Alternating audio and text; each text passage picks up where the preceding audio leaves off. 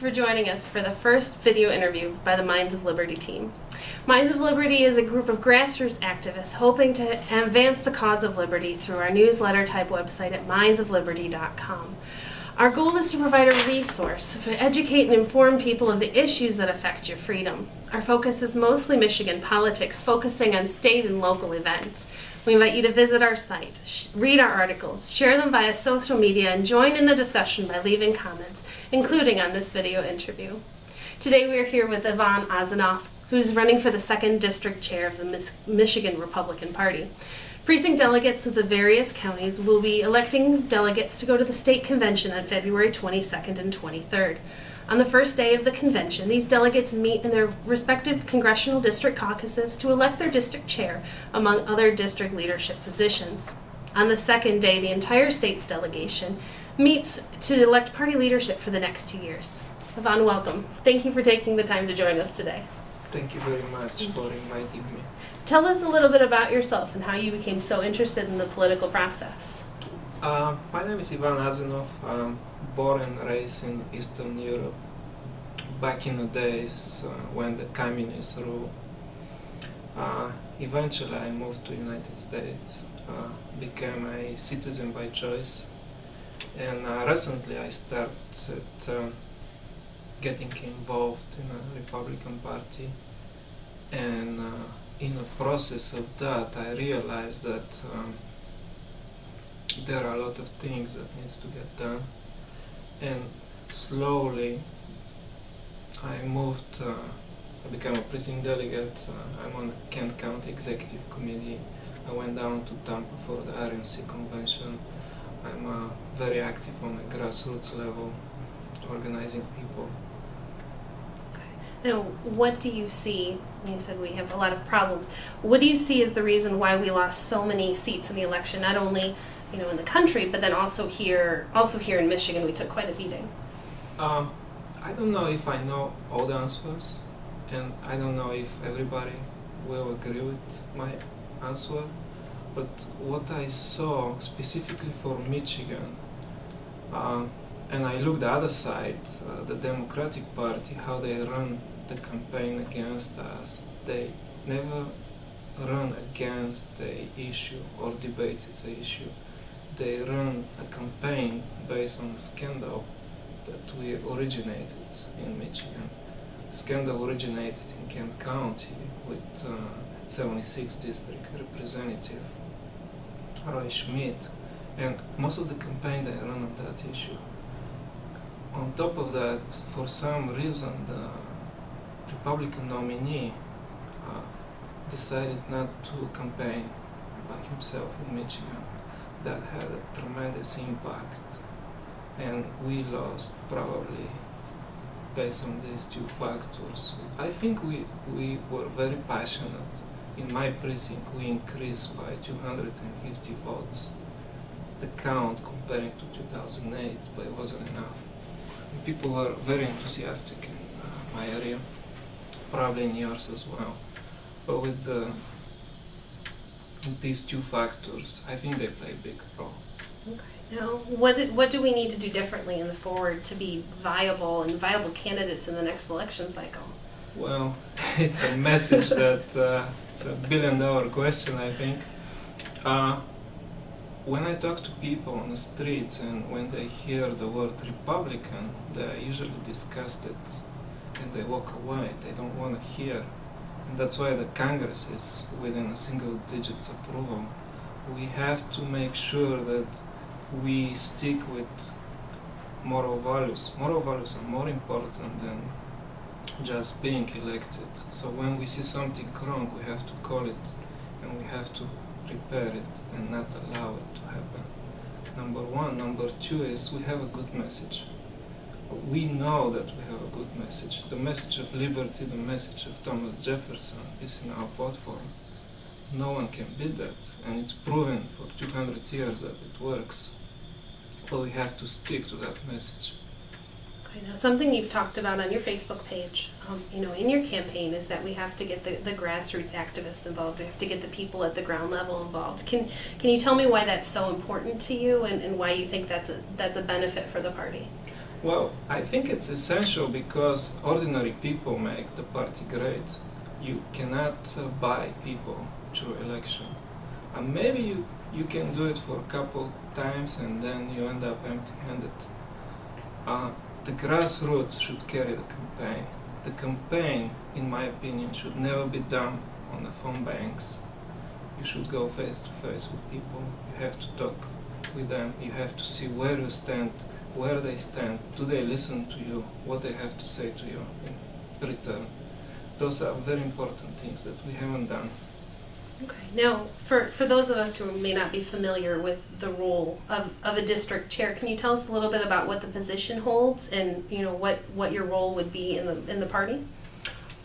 Every district is different. Second district of Michigan has its own bylaws and they can be changed as well. A district chair usually runs the state conventions. Also, according to the bylaws, have to schedule meetings and held a district executive committee meetings. They have to decide on elections, primaries, and things like that. Also, should coordinate, synchronize a global campaign across county borders, which is very important because sometimes what happens is you have a candidate that doesn't have a challenger, and that candidate for some reason receives more money than a candidate that has a challenge but doesn't get any money or doesn't get any support. So we need to see the big picture across the district, get the county chairs, talk with them and see what they need. Also, you can do a fundraising on the district level for the federal representative, see what he needs, what help you can provide to him. Okay. Now, among those goals, as far as getting everything connected and getting the counties tied together, are there any other goals that you hope to accomplish if you're elected to that role? There are plenty of goals. Number one is we have to go social and you have to go directly to the people. So one of the things I want to see is transparency. Currently, the second district and mostly the Republican Party is not transparent to the ordinary people. We have to appeal to them, and not to appeal with statistical. We'll get 60% African American, 35 Jews, or Hispanic speaking. That is not going to work. We need to appeal to people regardless of who they are. Wonderful. Now, telling us a little bit more about yourself, can you talk a little bit about your political and historical heroes and why they are your heroes, especially coming from another country? Well, I have two favorite presidents. One of my favorite presidents is Ronald Reagan. Back in the days when Reagan was running for president, somehow the news was spent in 180 degrees. I was living under communism at the time, and he was viewed as an evil man who, if comes in power, will destroy the world. And somehow I knew that this is the guy that is going to help us. And I remember my grandfather, he was praying every morning that the communists will go away. For 4 years he was doing that. And I was telling him, this is the guy, he's going to take it down. And essentially what Ronald Reagan did is what we should do is, he had the courage and the leadership to go forward and challenge them. And when you challenge somebody, especially like a communist country that has no proper structure and doesn't protect its own citizens, it will fall apart. It has no economic meaning, the system. Another favorite president I have is George Washington, and it brings back memory when I came to US. My day was very interesting. 10 minutes to 6, I will start working in a factory for a 10-hour shift. Then I'll go to English school, English as a second language. And then I'll finish in a fast food restaurant and go to bed around 2 o'clock. And then I remember it was about February. We were learning about presidents in my English as a second language school. And I remember what they wrote about George Washington. George Washington was a rich man, and George Washington liked to hunt. Those were the 2 sentences they had for George Washington. Well, I had news for the teacher and my classmates with my broken English. I actually explained to them that actually George Washington is probably the best president this country ever had, and was a guy who has the vision of what liberty and republic meant at the time, and sticks even today. I'll tell you a story. My wife just passed a citizenship exam.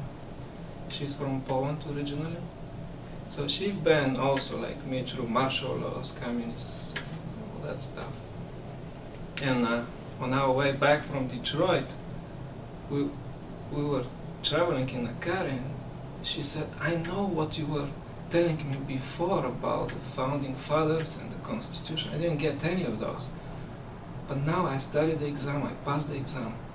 And this is unbelievable what they put as a framework 200 years ago. And now I get it why you are so involved in politics. And now I see why." It's wonderful. Now, what do you see as the cause of the erosion of some of those original liberties that were set up by those founding fathers? They were ahead of time, I believe, when they did that. And they were probably one of the brightest minds around. And usually when you have, "I want freedom," everybody's trying to take it out. So I believe this country is the last piece of land that possesses that freedom. So everybody slowly is trying to take it down. And that's what we are seeing, and currently you could see with your own eyes actually what is happening.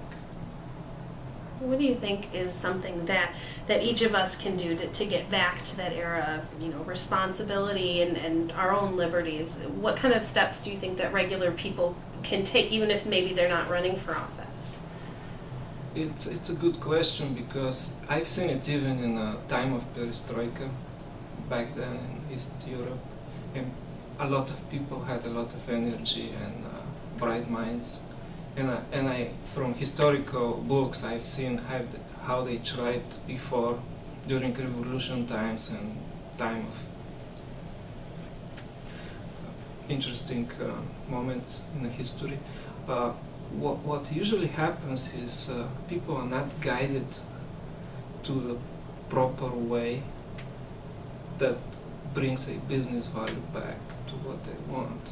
Usually people get together and do something and they feel happy, and then immediately after that a political hurricane comes and takes everything back to where it was.